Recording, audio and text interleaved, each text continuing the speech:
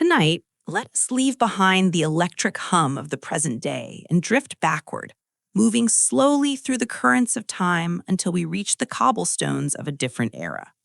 We are going to a place where the night was truly dark, illuminated only by the soft, flickering hiss of gas lamps and the warm glow of coal fires. It is March in the year 1888, and we find ourselves in the heart of New York City. But this is not the city that never sleeps. This is a city on the verge of a deep, frozen slumber. As we begin this sleep story for adults, settle yourself into a comfortable position.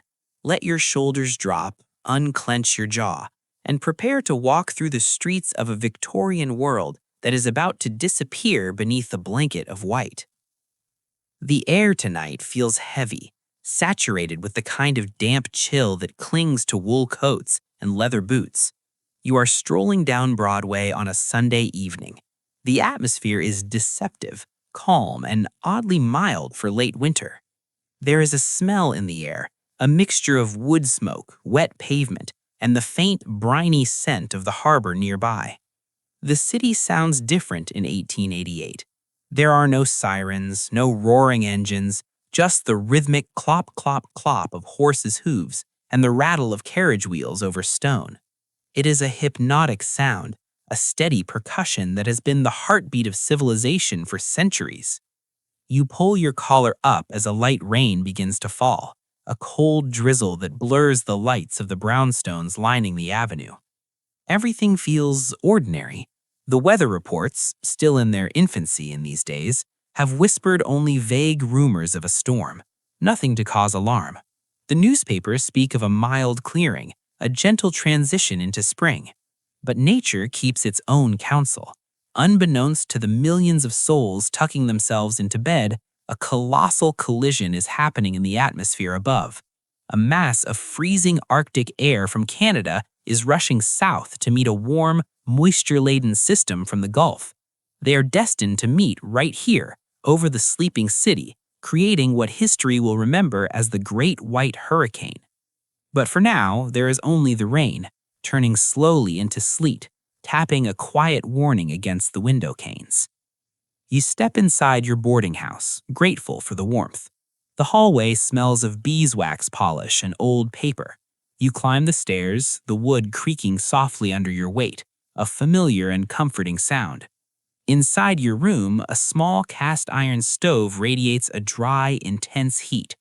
You add a lump of coal, watching the orange embers breathe and pulse. This is your fortress. Outside, the wind is beginning to change its voice. It is no longer a gentle breeze, but a rising moan, whistling through the brickwork and rattling the sash of the window. You make yourself a cup of warm tea, the steam rising and curling ribbons, and sit by the glass to watch the transformation. The rain has stopped. In its place, the first heavy, wet flakes of snow are beginning to spiral down, caught in the halo of the street lamps below.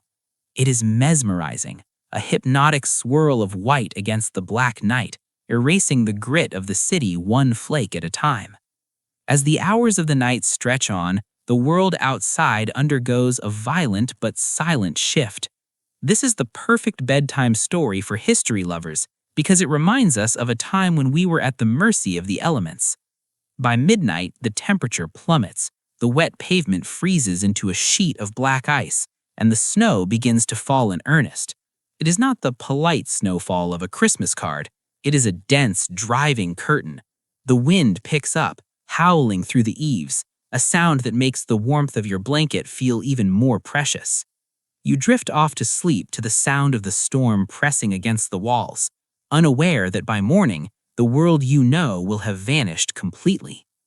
When you awaken, the light in the room is strange. It is dim, diffused, and carries a blue-white quality that speaks of deep winter. The silence is the first thing you notice. The usual morning chorus of New York, the hawkers selling newspapers, the milk wagons, the factory whistles, is gone. In its place is a muffled, heavy stillness. You rise and go to the window, but you cannot see out. The glass is caked in a thick layer of frost, intricate patterns of ice ferns spreading across the pane. You press your hand against the cold glass, and manage to melt a small peephole. What you see takes your breath away. The street is gone. The sidewalk is gone. In fact, the first floor of the building across the way is gone. There is only snow. Great drifts carved by the ferocious wind have piled up against the brownstones, reaching 10, 15, sometimes 20 feet in height.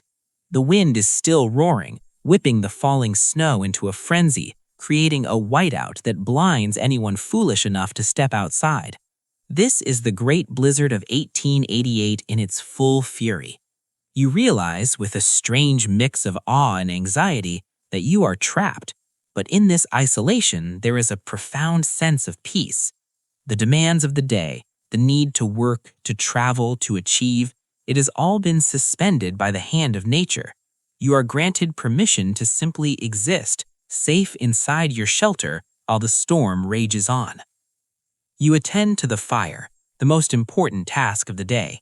The coal rattles into the grate, and soon the flames are licking upward again, pushing back the encroaching chill.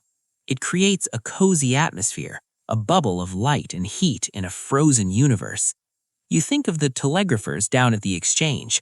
In 1888, the world was just beginning to knit itself together with copper wires, a web of communication that spanned the nation. But last night, those wires grew heavy with ice. They sagged and snapped, severing the connection to Boston, to Philadelphia, to Washington. For the first time in the modern age, New York is an island in the truest sense, cut off from the rest of humanity. There is no news, no stock market ticker, no messages from afar. There is only the here and now. Down in the street, or what remains of it, the scene is one of surreal beauty and struggle.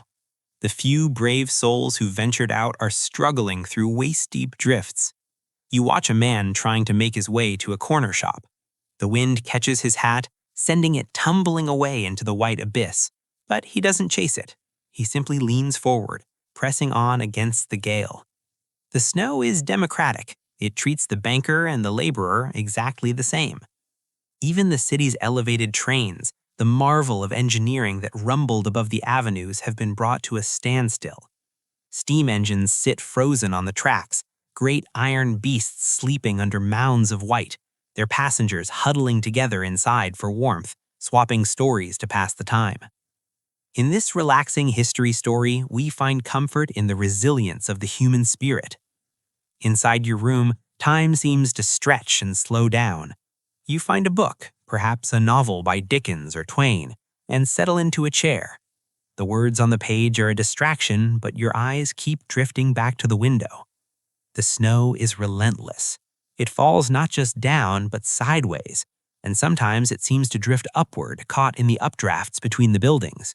It is painting the city in a new shape, softening the hard edges of industrial progress, turning iron lampposts into ghostly sculptures and staircases into smooth slides of ice. You decide to venture downstairs to the common room of the boarding house. The other residents are gathered there, drawn together by the instinct for community.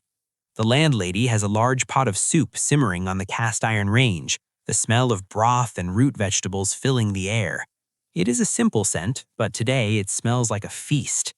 Strangers who usually pass each other with a polite nod on the stairs are now sitting together, sharing blankets and news. Someone plays a tune on a harmonica, a low, mournful folk song that fits the mood of the gray light filtering through the snow-blocked windows. There is a sense of shared adventure, a feeling that you are all crewmates on a ship navigating a frozen ocean. The conversation turns to the sheer magnitude of the event. They speak of the white hurricane, a term that will define this week for generations. They talk of the wind chill, a concept not yet fully understood by science but felt in the bones of anyone who steps outside. They wonder about the ships in the harbor. New York is a maritime city, its lifeblood the sea. Out in the bay, dozens of vessels are riding out the gale. Schooners and steamships are anchored blindly in the whiteout, their rigging coated in ice so thick that the ropes are as hard as steel bars. You imagine the sailors below deck, listening to the creak of the kimber and the howl of the wind, trusting their anchors to hold in the churning gray water. As the afternoon wears on, the light begins to fade, though it is hard to tell exactly when the sun sets. The gray simply deepens into charcoal and then into black. The gas lamps in the street struggle to stay lit. Many have been extinguished by the wind. But inside, you light a kerosene lamp. The golden flame is steady and reassuring. Shadows dance on the walls, soft and fluid. You feel a deep, heavy tiredness, the kind that comes not from exertion, but from the drop in barometric pressure and the hypnotic sound of the wind. It is a perfect night for deep sleep. You retreat to your room, burrowing under layers of quilts and wool blankets. The bed is cold at first, but soon your body heat creates a warm cocoon. Lying there, listening to the granular sound of ice pellets hitting the glass, you feel safe. The next morning brings a sight that defies belief. The snow has stopped falling, or at least it has paused. The sun tries to break through the cloud cover, casting a pale, diffused light over a landscape that looks nothing like a city. It looks like a polar desert. The silence is absolute. No wheels turn, no factories hum. The air is crisp, biting, and incredibly clean. You realize that for the first time in decades, the soot and smog of the industrial age have been scrubbed from the sky. You bundle up, layers of wool, a heavy coat, a scarf wrapped twice around your face, and force the front door open. It takes effort. The snow is packed hard against the wood. When you finally step out, you are standing in a canyon. The drifts on either side of the stoop are higher than your head. You look down the avenue and see a wondrous sight. Tunnels. People have begun to dig out. Unable to clear the streets, they have simply burrowed through them. You walk through a tunnel of snow, the blue-white walls glistening with moisture. The light filtering through the roof of the tunnel is ethereal, like being inside a glacier. You pass a neighbor coming the other way. You both laugh, a sound of relief and absurdity. In this strange, frozen world, the social barriers have melted away. You are just two people surviving the impossible weather. You make your way towards the park. It is a landscape of rolling white dunes. The trees are coated in ice, turning them into crystal chandeliers that clink softly in the breeze. Birds, confused and cold, are fluffed up on the branches, waiting for the thaw. You see children, unfazed by the disaster, climbing the snow mountains that used to be street corners. They are sliding down the banisters of stoops, shouting with joy. For them, the paralysis of the adult world is a playground. It reminds you that perspective is everything. To the businessman, this is a catastrophe of lost profit. To the child, it is a miracle of lost rules. Walking further, you reach a telegraph office. It is open, but silent. The operators are sitting with their headsets around their necks, drinking coffee. They tell you that lines are down from here to Chicago. There is a strange comfort in this disconnection. The frantic pace of the Victorian era, the obsession with speed and progress, has hit a wall of ice. The blizzard has forced the world to stop, to breathe, to look at itself. You realize that you haven't looked at a clock in 2 days. The tyranny of the minute hand has been broken. You are living by the rhythm of the sun and the cold. As you head back towards your lodgings, you notice the sheer ingenuity of the city. Shopkeepers have cleared small patches of pavement. A grocer is selling milk from the back of a sled. A butcher has hung a sign saying "Open for business" on a shovel stuck in a snowbank. The economy of the city has shrunk to the immediate block, to the exchange of necessities between neighbors. You stop to buy a hot-roasted chestnut from a vendor who has managed to keep his brazier lit. The nut is hot in your gloved hand, the shell charred and brittle. The taste is sweet and earthy, a small explosion of flavor in the monochrome day. Night falls again, the second night of the siege. The temperature drops even lower, freezing the slush and snow into granite-hard formations. You return to your stove, which feels like an old friend by now. You feed it the precious coal, rationing your supply. The shadows in the room are long and deep. You sit and reflect on the stories you have heard during your walk. Stories of people stranded on trains for 3 days, burning the wicker seats to stay warm. Stories of a man who walked 10 miles on snowshoes to bring medicine to a sick child. Stories of the snowbirds, the sparrows that have taken shelter in the eaves of the buildings. This narrative of the Great Blizzard is a testament to endurance. It is a boring story in the best sense. It lacks the frantic cuts of modern media, offering instead a long, continuous flow of atmospheric detail. You imagine the millions of tons of snow resting on the roofs of the city, a heavy white blanket pressing down, quieting the restless energy of New York. You think about the profound darkness outside, a darkness that is rare in the city, stripped of its artificial lights. It is a velvet darkness, deep and enveloping. By the third day, the thaw begins. It is not sudden, but a slow, dripping release. The sun comes out, bright and blinding, reflecting off the white surfaces with a dazzle that hurts the eyes. The sound of the city returns, not as a roar, but as a trickle. Water begins to run in the gutters. Icicles, hanging like daggers from the cornices, begin to weep, drop by drop. The sound of shovels scraping against pavement becomes the new soundtrack of the city. Scrape, thud, scrape, thud. It is the rhythm of recovery. You watch from your window as the mountains of snow begin to shrink. They lose their pristine whiteness, becoming gray and sodden with the city's soot, but their retreat signals the return of order. The telegraph lines are repaired, splice by splice. The first trains chug hesitantly into Grand Central, their cowcatchers fitted with massive plows, throwing great arcs of snow to either side. The mail arrives, bundles of letters that have been frozen in transit, carrying words from a world that kept turning while New York slept. The isolation breaks. You step out into the sunlight, squinting. The air is warmer now, carrying the promise of spring that was interrupted so violently. You see people shaking hands, clapping each other on the back. There is a camaraderie in the air, a shared history. You survived the Great White Hurricane. You survived the time the world froze. You walk down to the harbor again. The ice in the bay is breaking up, great sheets of it cracking and drifting out to sea with the tide. The ferries are running again, cutting paths through the slush, their whistles blowing long, triumphant blasts that echo off the buildings of Lower Manhattan. As you walk through the melting city, you notice things you missed before. You notice the architectural details of the buildings, usually ignored in the rush. You notice the resilience of the trees in the park, shaking off the heavy snow, their branches snapping back toward the sky. You notice the faces of the people. Tired, yes, but also vivid, awake. The storm has scrubbed the lens through which you view the world. Everything seems sharper, more defined. The legacy of this storm will live on. It will force the city to bury its wires underground, creating the subway system, moving the veins of the city out of the reach of the wind. It will change how buildings are constructed. But for you, right now, it is just a memory of quiet, a memory of a time when the noise stopped. You return to your room one last time in this story. The fire is dying down to a bed of glowing coals. The room is warm. The window is no longer frosted over. You can see the stars twinkling in a clear black sky. The city is settling down for the night, but this time it is a normal sleep. The horses are back in their stables. The trains are resting in the yards.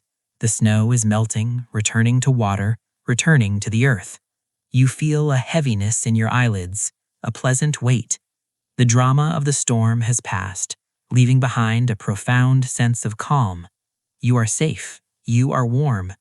The history books will record the statistics, the inches of snow, the wind speeds, the dates. But you will remember the feeling of the world slowing down, the feeling of the hush. Let your mind drift back over the images of the last few days. The swirling white flakes in the gaslight, the blue tunnels of ice, the hot chestnuts, the sound of the harmonica, the silence. These images swirl in your mind like the snow itself, soft and slow. They are not demanding, they are simply there, covering your thoughts in a layer of peace. The year 1888 fades back into the mist of time. The sounds of the Victorian city fade with it, the hooves, the steam whistles, the wind. You are back in the present, but you carry the quiet of the blizzard with you. You are insulated, protected, just as you were in that room with the coal stove. The cold cannot reach you here. The noise cannot reach you here. There is only the rhythm of your own breathing, steady and slow, like the falling snow. Everything is still. Everything is quiet. The storm has passed, and the world is at rest. As you lay there, imagine the snow falling one last time, not as a blizzard, but as a gentle dusting, coating the landscape of your dreams. It covers the worries of the day, smoothing out the rough edges, turning everything into a soft, rolling field of white. It is a blank slate, a fresh start. The night stretches out before you, vast and peaceful. Drift deeper into this relaxation, the sensation of the heavy wool blanket, the faint smell of wood smoke, the comforting gray light. It is all there for you, a sanctuary of the past. Sleep is waiting, just as the city waited under the snow. It is time to let go. It is time to rest. Good night.